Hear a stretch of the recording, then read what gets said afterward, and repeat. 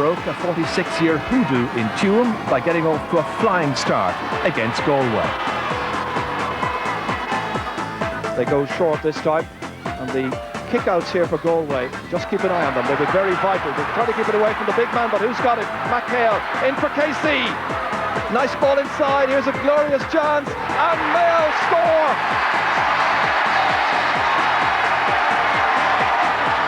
The man with the goal touch has done it. Galway chasing shadows at this stage. Casey into space. Three of them went for the one man, leaving a free player, David Nestor, and Nestor just lobbed it over the bar for his first point of the day. The Connacht champions were due to meet the winners in Leinster, expected to be either Meath or Dublin. Graham Kerry with the chance, Ollie Murphy following in. Still Paul Curran, great pace. Nice layoff outside the left bar, inside the keeper. This is what they need. And the captain has brought them back into the match on the call of half-time. Tonight on Hill 16, Dublin simply have to score here. Paul Whelan hits it off the post, it comes back down through, and it's all over. It's all over. McGuinness and McCreary. Potential semi-finalists Meath were making heavy weather of Kildare's challenge. It went to 3 matches eventually, Game 2 being the match of the year. McCreary going forward, back to Brian Murphy. Goal! Ollie Murphy swings it in. Up goes Davy Dalton, he's dropped it. Yes, it's got in. Trevor Giles. Oh, 2-1, but that one is Martin O'Connell, and he's lost it. And there's a goal chance, and it's got in. Oh, goal for Kildare. Defending Munster champions Kerry and recently crowned National League champions made the breakthrough against Tip in the second half. Johnny Crowley getting the all-important breakthrough goal. A minute later, corner forward Declan Brown had Tip back in the hunt. For the second year in a row, the Premier men were proving tough opponents for the Kingdom.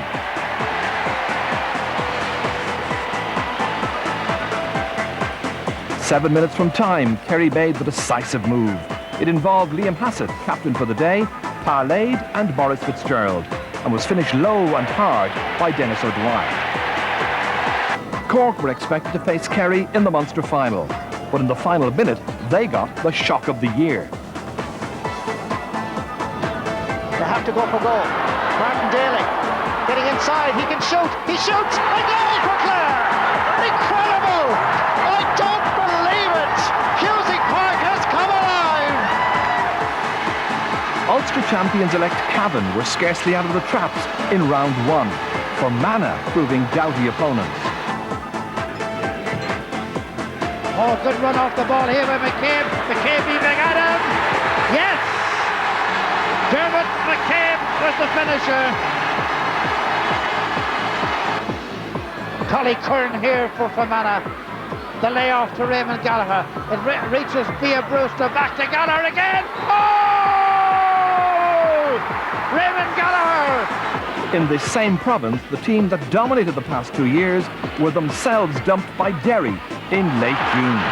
That's snatched away brilliantly by Donnelly. Fed back superbly. What a start! And now it's Dugan coming through. Great chance for Derry. Laying it up beautifully. And it's there again by Joe Brolly. Maintaining that record of a goal a game. Blowing kisses to the crowd. Mayo's opponents in the Connacht final were Sligo. It went largely to plan, except for the final nervous moments. Comes back to Brendan Kilcoyne. This is centre half back Nigel Clancy trying to burst his way through. He goes down. The referee has not blown his whistle. Here's a chance, and the ball is in the back of the net. Offaly were to be Mayo's opponents in the All-Ireland semi-final, after they played the best football seen in Croke Park for many a long year. Nice ball ahead towards Warren Malone. Here's the goal chance. He's got it! What a start for Offaly! Nicely inside here. Malone goes forward. A gap opens up, looking for his second goal of the match. Brilliant stuff by Roy Malone. Kerry faced surprise packets Clare in the Munster final. No repeat of 92 this time. Tane coming in to take this into an opening. Lade cracking the shot. That is magnificent. Martin McHugh's Cavan turned in a fine 70 minutes work against Derry in the Ulster final to win back the Anglo-Celt Cup for the first time since 1969. A chance for Jason Riley. Giving it inside, and a goal for Cavan. Jason Riley. Mayo were well organised against Offaly in the All-Ireland semi-final and won most convincingly. Maurice Sheridan, expert free taker that he is, will come to head for Liam McHale, getting out ahead of the fullback each time. Second chance of a score, first point for Liam McHale. James Nallen stepping away from the trouble. Nicely ahead for Pat Fallon. Should be a point for the taking here. Good score. So the All-Ireland semi-final paired Kerry against Cavan, shades of the polo ground from 50 years ago. Only the result was very different. Boxed away by Darragh O'Shea. Hassett inside for Lade, reminiscent of his move against Clare. This time he fists it over the bar.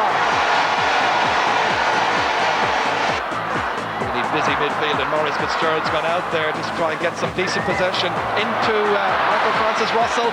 This could be it. A goal for Kerry. In the final, Kerry were inspired by the brilliance of Maurice Fitzgerald, who finished with 9 marvellous points, while Mayo, in spite of a second-half fight-back, never really shone as they had the previous year. Looking for Kerry's 4th point and his own 2nd. He's measured it well and he's put it over the bar. That's a brilliant kick by a brilliant footballer. This time laying it off to Maurice Fitzgerald. Pat Holmes alongside him. He's almost toying with the fullback. That's a beautiful kick. That's superb skill. I think he was expecting if there was a penalty, it would be Sheridan. It's MacDonald instead. And he's cracked it home. So Maurice Fitzgerald kicks this one deep, right in there, and it's gone over the bar. And that's surely now going to ensure that Kerry, at the very least, don't lose here this afternoon. And Kerry are once again the champions, and Liam Hassett, the captain, takes the cup. The sun is going down to the sunny southwest.